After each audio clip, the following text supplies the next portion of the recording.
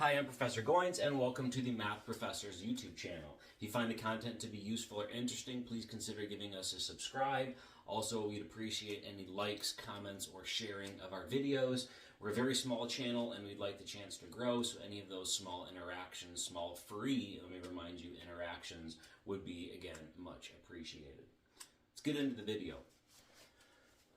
I want to take a look at what's called the mean value theorem for integrals. There's another topic related or sounding similar called the mean value theorem. Of course, that would be in your derivative chapter. Check out those videos if you haven't yet. But the mean value theorem for integrals, it's something that you will learn at the end of your Calc 1 course, maybe the beginning of your Calc 2 course, depending on kind of where it lands in your textbook.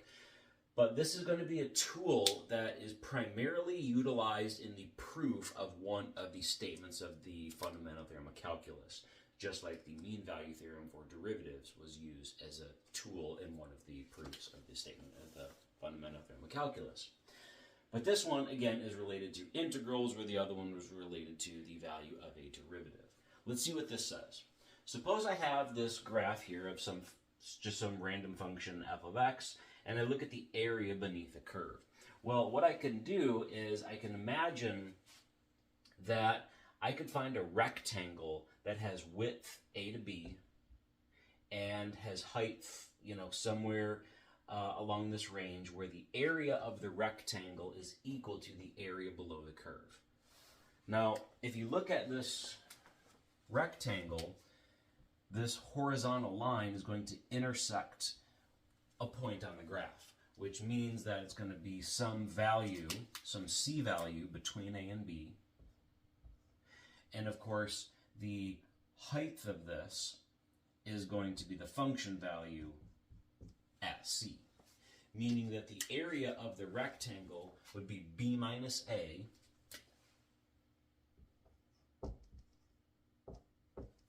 times the height, which is f of c. On the other hand, of course, the area below the curve is the integral, meaning that the area below the curve is the integral from a to b of f of x dx. This simply says that the area of the rectangle, so length times width, is equal to the area under the curve. And if I take this equation here and I just divide by b minus a, so again, b minus a to b is going to be some non-degenerate interval, so b is bigger than a, meaning b minus a is non-zero, so dividing by its defined.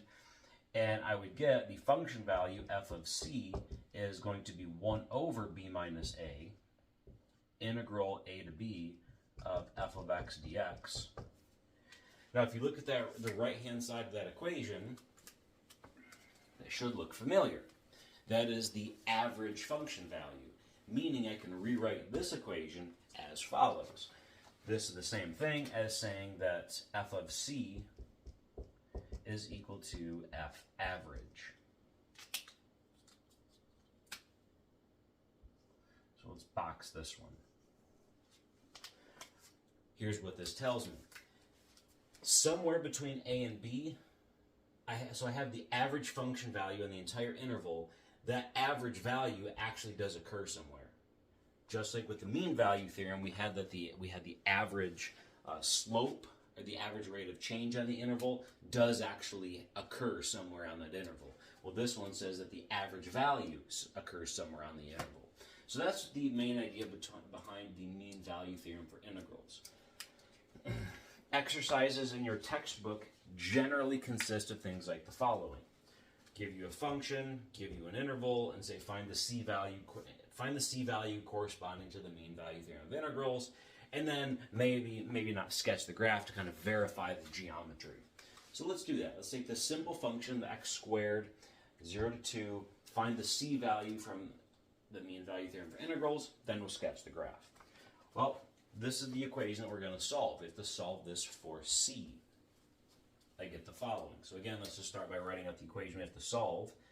F of c would be the integral from, say, a to b, actually it's 1 over b minus a, integral from a to b of f of x dx.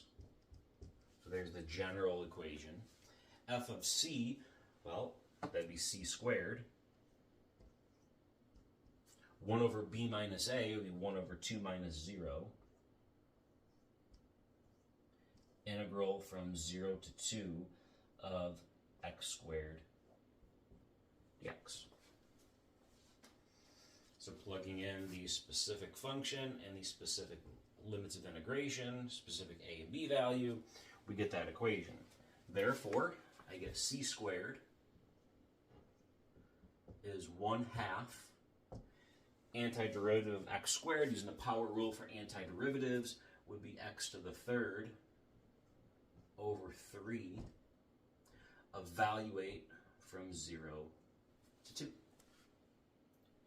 Okay. This says c squared is going to be, so 1/2 times a third would be 1/6. That would give me 2 cubed over 6 minus 0 cubed over 6.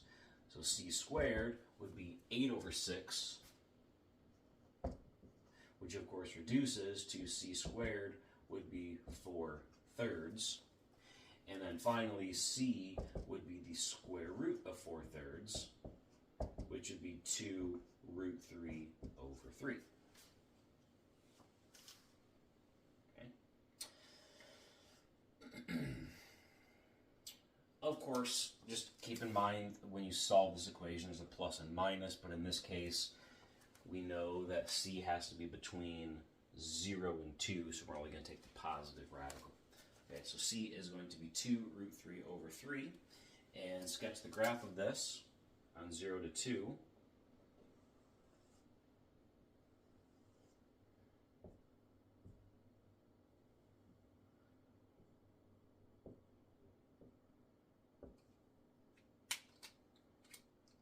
Okay, so let's see, x squared will pass through 1, 1, and then over 2, and then up 4, just to kind of give me some target points.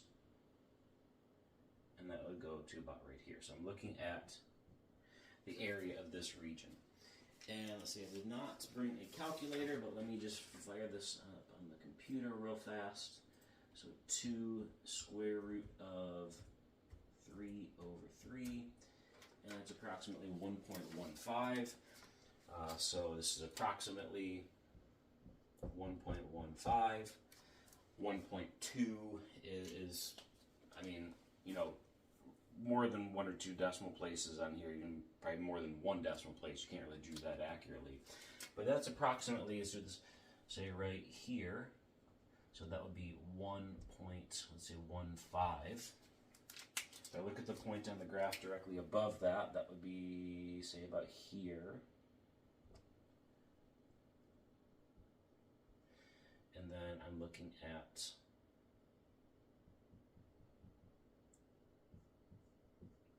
that rectangle would have the same area as